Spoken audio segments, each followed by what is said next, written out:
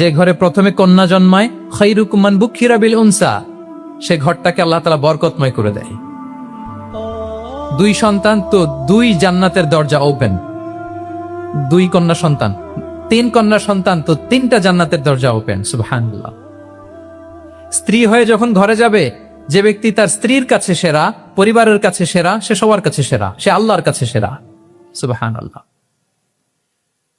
এবং কোন মা যদি সন্তান জন্ম দিতে যে মারা যায়, কিয়ামতের দিন আল্লাহ তাআলা ওই মাকে শহীদদের কাতারে দাঁড় করাবেন। আর যদি সেফলি সন্তান ভূমিষ্ঠ হয়, আল্লাহ বলে মায়ের পায়ের নিচে ওই সন্তানের বেহেশত। সুবহান। কিভাবে নারীর স্টেটাস, মর্যাদাকে ইসলাম বাড়িয়েছে। এবং এই যে ইসলাম যে নারীকে যে ভিআইপি হিসেবে কনসিডার করে, হ্যাঁ, ইসলামের দেয়া নারীর ড্রেস কোড নিয়ে আমাদের অনেকের কত কথা, কত ক্রিটিক। এটা কেন করে? কারণ Islam consider women as a queen.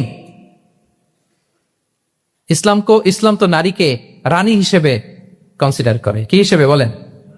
আচ্ছা বলেন, যে কুইন হবে, যে রানী হবে, তার একটা স্পেশাল ড্রেস কোড থাকবে না?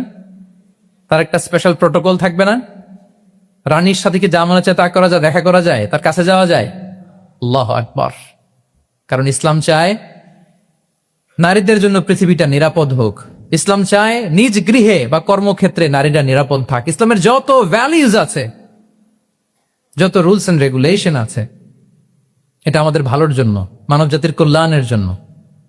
তাহলে এই অশ্লীলতা থেকে আমাদের যোজন যোজন দূরে থাকতে হবে। If you talk about Islamic lifestyle, আমাদেরকে শালীনতা, মডেস্টি ফিরিয়ে আনতে হবে। You have to maintain modesty.